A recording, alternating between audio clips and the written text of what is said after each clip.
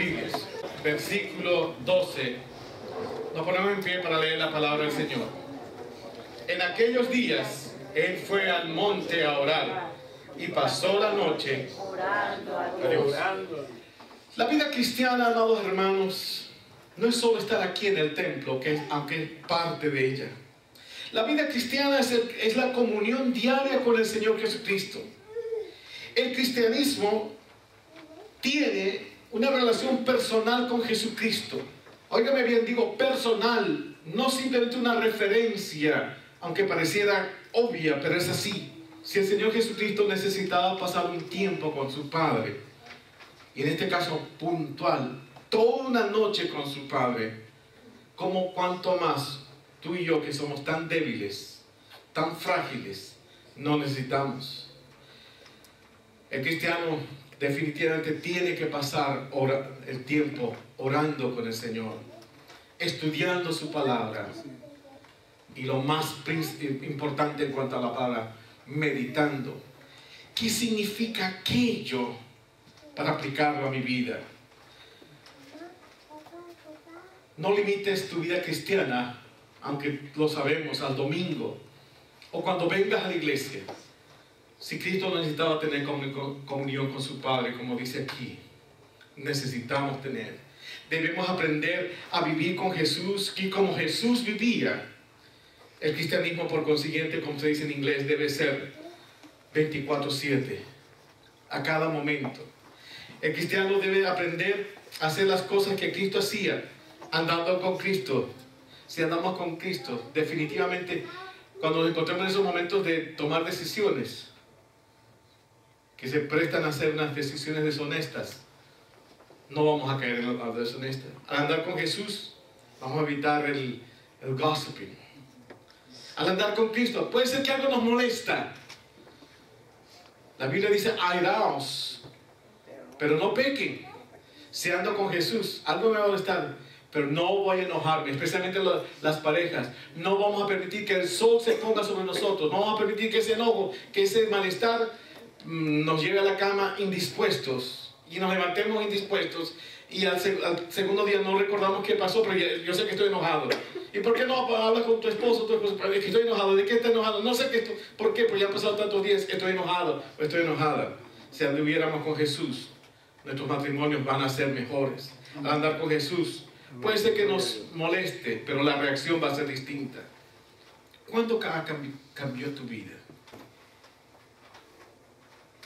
¿Cuándo dejaste de ser lo que eras? Nadie puede identificar eso. ¿Sabes por qué? Por una sola cosa. Porque no hay cambios ¡pum!, de la noche a la mañana. Hay procesos. Y en el proceso viene el cambio paulatino. Y eso implica que se pasa tiempo, en este caso con Cristo. Tenemos que pasar tiempo con Cristo para tener el cambio. No hay cosas... El milagro, óigame bien, hermanos, el milagro no es magia. Porque nosotros estamos malentendemos. Pensemos que estamos esperando un milagro del Señor que ¡pum!, de la noche a la mañana. Eso es magia. Y tú sabes que la magia, eso no existe. El milagro es un proceso. Un proceso en el cual morimos, que somos transformados. Un proceso que crecemos y un proceso en el que es adoptada la vida de Cristo. Cuando mucha gente dice, ¿cuándo cambió mi vida? No necesitas decir eso. No necesitas testificar cuán malo tú eras y cuán bueno tú eres ahora.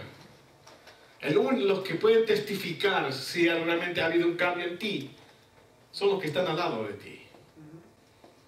Porque incluso Juan dice, el que da testimonio de sí mismo, el tal no es verdadero.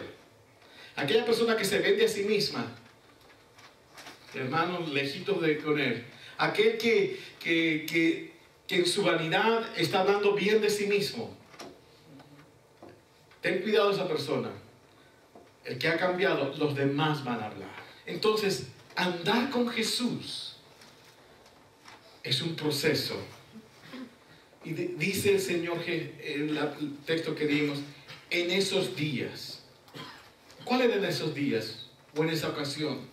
En primer lugar, versículo 5, y les decía: el Hijo del Hombre es Señor, aún el día de reposo. ¿Por qué? El contexto religioso era tan denso, tan estricto, tan dictatorial, que te decía que en el día de reposo tú podías caminar solamente 70 pasos. Si tú caminabas 70 y un tropezón, ya habías pecado. Pero ¿qué también pasó en esos días? Versículo 8. Mas él, hablando del pueblo, mas él, el Señor, conocía el pensamiento de ellos y dijo: el hombre que tenía una mano seca, le dijo: levántate y ponte en medio. Y él, levantándose, se puso en pie. Entonces, versículo 9, entonces Jesús les dijo: les quiero hacer una pregunta. Aquí va otro quiz, otro examen. ¿Es lícito en el día de reposo hacer el bien o hacer mal, salvar vida o quitarla? ¿Sabe qué significa la mano seca?